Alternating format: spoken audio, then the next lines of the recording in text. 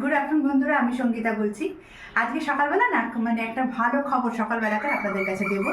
সকালবেলায় ভেবেছিলাম ভিডিও করব, কিন্তু সেটা করা হয়নি। কারণ ঘুম থেকে উঠে আপনাদের আগের ভিডিওতে বলেছিলাম আমি সকালে চলে আসি, এখানে একটু রোদ্দুর পোয়ায়। আর সেই রোদটা সকালে রোদটায় বসে আমার সকালবেলা চা খাওয়া, ব্রেকফাস্ট খাওয়া, তারপরে একটু গানের ঘরে গিয়ে রেওয়াজ করা, চান করা, আর তারপরেই চান পুজো করা, এটা আমার ডেলি রুটিন। তো এখন লাঞ্চ হয়ে গেছে, ভাবলাম সকালের ভালো জিনিসটা আপনাদের কাছে শেয়ার করি।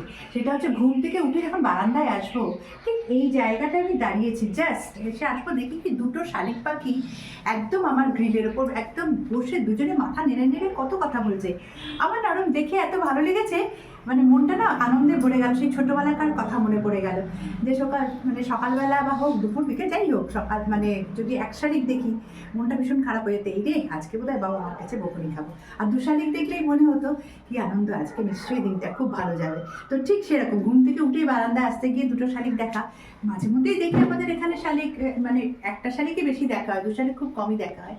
যে এত ভালো লাগলো, ভেবেছিলাম একটু ভিডিও করবো আপনাদের সাথে, কিন্তু মোবাইলটা নিতে গিয়ে ওরা বোধহয় আমার উপস্থিতিটা টের পেয়ে গেল, ব্যাস দুটো পাখি উড়ে গেল, আর হলো না। যাই হোক, এই ভালো খবরটা আপনাদের সাথে শেয়ার করলাম। আমার সাথে সাথে আপনাদের দিনটাও খুব ভালো যাবে।